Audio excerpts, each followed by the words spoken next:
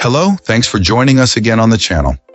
I've always been curious about this one, and now that a friend picked one up, we can finally talk about it. His experience, start to finish. Quick note before we begin.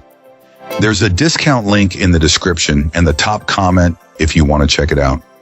Now let's not waste any more time and jump right into the details. To get things started, let's hear from our first reviewer. This reviewer initially loved this scooter, highlighting its sporty feel, affordability, and dependable performance. Assembly was straightforward, taking less than an hour to attach the essentials, and the secure packaging was appreciated. While some minor improvements were suggested, like adding front turn signals for safety and offering a way to dim the headlight, the reviewer, a larger rider, found the suspension capable and the ride enjoyable. The best part, apparently it's a blast to ride and fast. However, the experience soured significantly after uncovering a controller issue. Our reviewer realized the scooter wasn't reaching its advertised speed and identified the controller as the bottleneck. Despite previously positive interactions, the company seemed to avoid addressing the problem, which was frustrating. The scooter managed 20 miles per hour easily enough, but reaching closer to its top speed proved difficult on flat ground.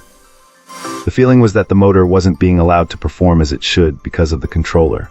The reviewer listed things they experienced like reduced acceleration, uneven battery drain, and throttled power to the motor.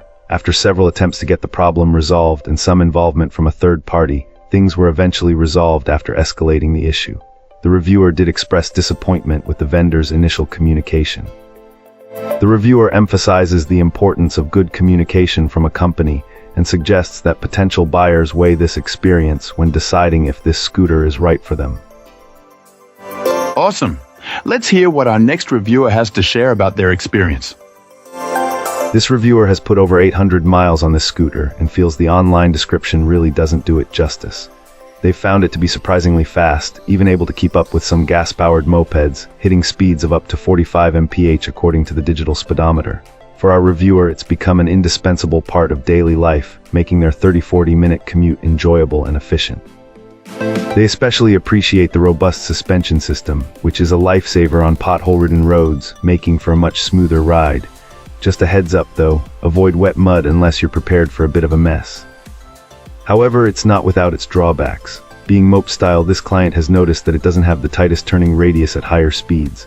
Also, while it's advertised as water-resistant, getting caught in a downpour seems to have damaged the horn, and the throttle mode now feels a bit sluggish. Battery life on the lowest setting allows reaching top speeds of 37 mph for about 4 hours, and to maximize battery, disconnecting the headlight horn power cord helps. The reviewer also points out that the brakes, while decent, might need an upgrade down the line, given the scooter's size and weight, especially with frequent high-speed stops. This reviewer ended up wishing they had splurged for a model with longer battery life. Finally, they've noticed something peculiar. They suspect the fenders might be creating aerodynamic drag. In strong winds, especially headwinds or crosswinds, they feel the scooter being pushed around and wonder if removing the fenders might improve stability. They plan to test this and provide an update later. Despite these minor issues, the client loves this scooter overall.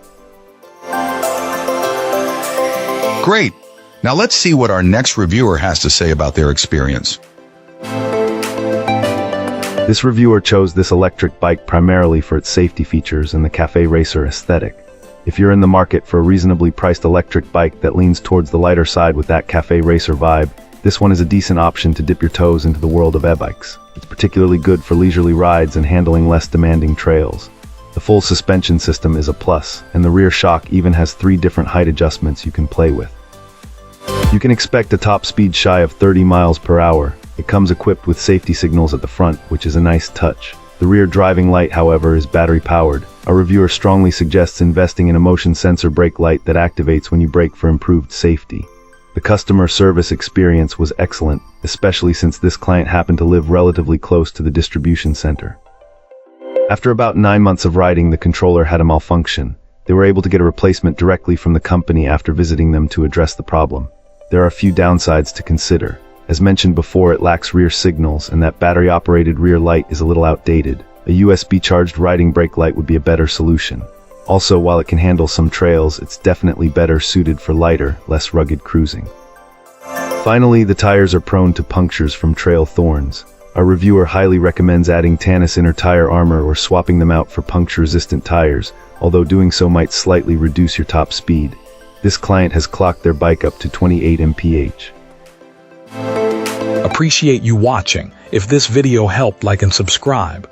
Let me know your thoughts below. See you soon.